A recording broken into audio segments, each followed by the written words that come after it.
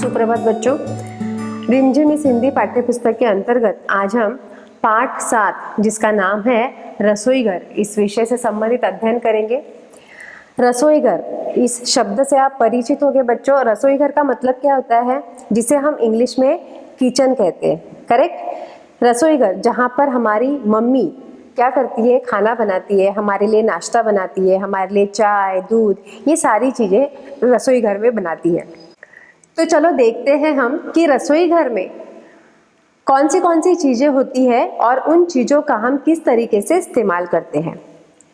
आज रसोई घर की खिड़की मुन्ना मुन्नी खोल रहे हैं, अंदर देखा चकला बेलन चाकू छलनी बोल रहे हैं। मतलब रसोई घर की खिड़की मुन्ना मुन्नी ने खोल दिए हैं, मतलब कि दो छोटे बच्चे जिन्होंने रसोई घर की खिड़की खोली है और जब वे अंदर गए तब उन्होंने कौन सी चीज़ें देखी है, चकला बेलन।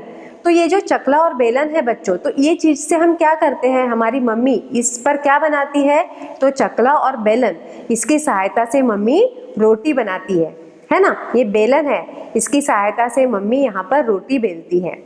चाकू छलनी बोल रहे हैं, चाकू और छलनी, तो चाकू और छलनी से क्या करती है, हम चाकू से जो भी खाने की चीज़ें होते हैं उसे हम काटते हैं। उसके बाद मैं चाकू सब्जी फल काटूं, टुकड़ा टुकड़ा सबको बांटूं। चाकू से हम कोई भी फल हो, कोई भी सब्जी हो, उसे हम काटते हैं। गाजर मूली प्याज टमाटर छीलो काटो रखो सजाकर। हम गाजर मूली प्याज टमाटर ये हम सलाद के लिए क्या करते हैं, खाते हैं ना। तो इसे सबसे पहले हम क्या करते हैं, छीलते हैं। उसका जो ऊपर का छिलका होता है वो हम क्या करते हैं, छीलते हैं और उसके छोटे छोटे टुकड़े छुरी से काट कर उसे हम सजा कर रखते हैं। ये देखो यहाँ पर सलाद के लिए हमने गाजर मूली प्याज टमाटर किस तरीके से काट कर यहाँ पर सजाया है। गोल चांद सी हूँ मैं थाली, बज सकती हूँ बनकर ताली। मुझ में रोटी सब्जी डाली और सभी ने झटपट खा ली। अब ये जो थाली है ये कैसी है, चांद जैसी गोल है, क्योंकि हम कौन से थाली में खाते हैं घर में, हम स्टील की थाली में खाते हैं और वो चांद जैसी चमकती है ना। उसके बाद उस थाली में हमारी जो मम्मी है वो हमें सारी चीज़ें परोसती है। जितनी भी घर में हमारी मम्मी ने रसोई घर में जो सारी चीज़ें बनाई होती है वो सारी चीज़ें हमें थाली में बहुत अच्छी तरीके से परोसती है और हम झट से उस थाली में जो भी पदार्थ दिए होते हैं वो सारे पदार्थ हम झटपट खा लेते हैं, क्योंकि हमें बहुत स्वादिष्ट लगते हैं वो सारे पदार्थ। और हमारी जो मम्मी है रसोई घर में बहुत मन लगाकर खाना बनाती है, इसीलिए वह सारे पदार्थ हमें स्वादिष्ट लगते हैं।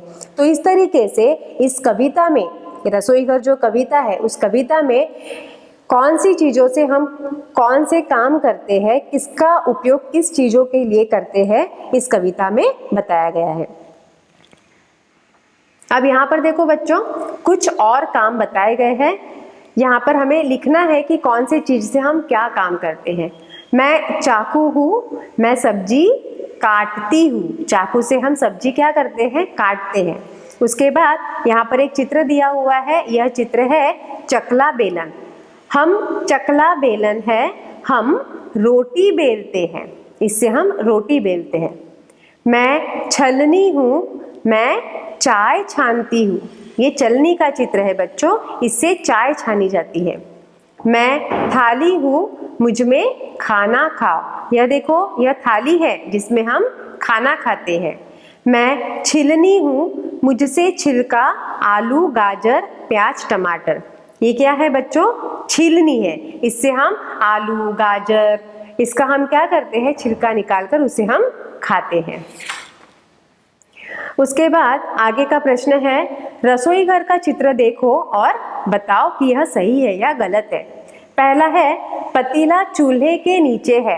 अब जाहिर सी बात है बच्चों की जो पतीला होता है वो कभी चूल्हे के नीचे रखते हैं नहीं।